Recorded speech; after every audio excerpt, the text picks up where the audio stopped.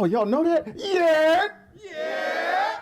All right, all right. Oh, congratulations. You all passed the New York City Urban Street Greeting Contest and Test. So where I'm from, Brooklyn, that is the test. What you do if you see a homie, a friend, somebody that you know at a distance, you're allowed to yell that saying on the block and they will give it right back. Then you meet each other, you embrace, you dap, handshake, a hug. But sometimes every now and then, there's that moment.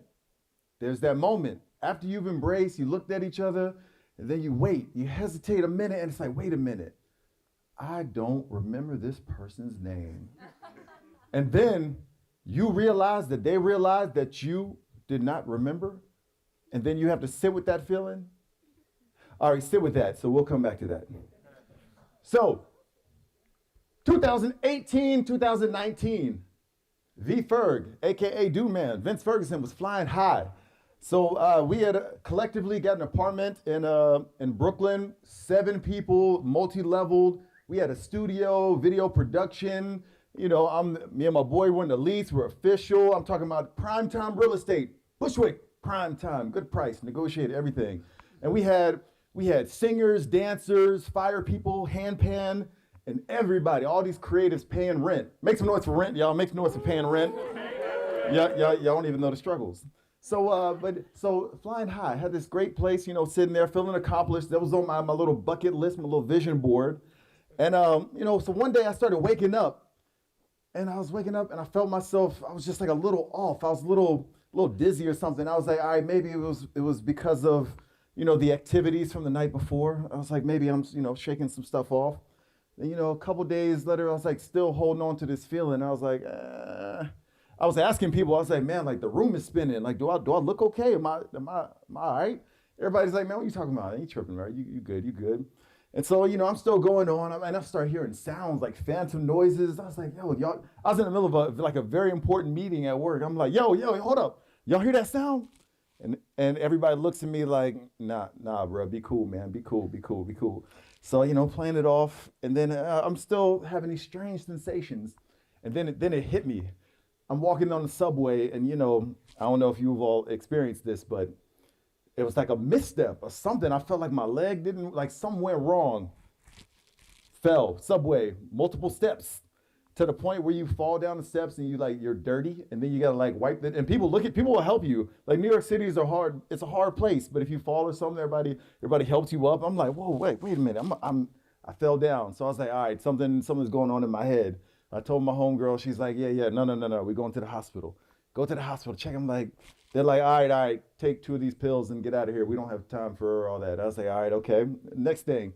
So I tell somebody, I was like, yo, I might need to go to a neurologist. So I was like, all right. So, you know, got the little scan, step into the office. This man sitting down, you know, it was like straight out of a movie. He was like exactly what you would think a neurologist looks like. And this dude is like, you know, he's bragging. He's like, yes, you know, I invented the T3031 version of the MRI. Yes. Oh yeah, I see your scans. Yeah, we get your type in here all the time. You young people, you all have anxiety. You all have so much stress in your life. So yeah, you're gonna take these pills and like, oh yeah, by the way, yeah, I see this little weird thing. You have a Chiari malformation. Yeah, it's gonna affect your balance a little bit. You just gotta have, you know, brain surgery. They'll fix it right up. Everything will be fine. All right, just take 2 of these and come back in a couple weeks. You know, I'm like sitting with this. I'm like, whatever. I'm trying everything, taking these pills, and then like I got a whole new respect for anxiety, or like, you know, if you have to take it, I just got a whole new respect. So I'm taking these pills, and for me, it turned me into like a different person than what I cared about. Like I literally could have been like shot in my shoulder on Thursday, and just like been like, oh, seems I'm shot in my shoulder. It'll be all right. This is an old shirt, but it doesn't even matter. I found myself, I just didn't care about anything. And then I'm still in this state. I'm like, all right, maybe everything is okay. I'm still feeling a little balance and wooziness. And then all of a sudden, you know, walking back home, streets of Brooklyn again. And all I hear down the street, yeah. Oh, yo, what's up, homie? How you feel? Yo, so good to see you. Oh, I look at him in his eye, and I try to go back in time and remember where I know this person, and all I see in the back of my mind is smoke. I was like, wait, I don't remember who this person even is. And that's when it hit me. That's when it started hitting me. I was like, all right, like something is really going wrong. Like I am tripping. And so at that point, that's when I went and I was like, it's got to be environmental. I had somebody, like they were like, yo, it's in your environment or something. I was like, all right, whatever. Spent money, had this official test in the apartment, $600. Like it hurt. I didn't have $600 like that. And so the dude takes the test. He gets the readout. He's looking at the charts. And he's cool Latino brother. He like looks at me like dead in my eye. He's looking at me like, yo, like these are some of the highest charts of spore counts for black mold. It's odorless. It's been in here. These are some of the highest levels that we've seen in a residential place. Like you need to get out of here now. Like not like in a couple days, but you need to evacuate now. And when somebody gives you like that look, they're like, it's like, all right, this man is not a doctor. He's not a thing, but he's qualified. He like told me from his soul. So I evacuate from this place, and it's the thing of where after that we got out, but the recovery process, they were straight up like it's gonna be like a year. Like I was like, what, a year? Like what? But like the strangest thing actually happened. It was like within that moment of time, it made me think. It was like, all right, like I'm now mentally forced to be in the present because now I don't have access to like these deep thoughts, to multitasking, and even like long-term planning, thinking the future. I just didn't have access to it. So like the most interesting thing that happened was when I started interacting with people, it was like, like I'm eye contact, like I'm right here. Like, cause in real life, again, I look fine. So everybody's like, my family, like they got jokes like, man, wrong with you? You're just making up symptoms or whatever. I don't know like what's going on, but my world is spinning. But if I'm with somebody, like I'm grounded, like I'm eye contact. Like that was the only way that I was able to communicate. And it was like, all right. So it became a process of if I'm talking to somebody, I'm literally discovering them like in the moment. Like, all right, like what's really going on for you? Like right now in the moment, no story, no preconceptions, no judgments. And at the same time, it's like I didn't have access to certain self-limiting beliefs. I found myself just making more decisions just from the heart and the spirit. And as far as like productivity, when it should have been a time of like, all right, shit, I'm recovering, I'm doing all this stuff. Instead, like I produced 4 albums.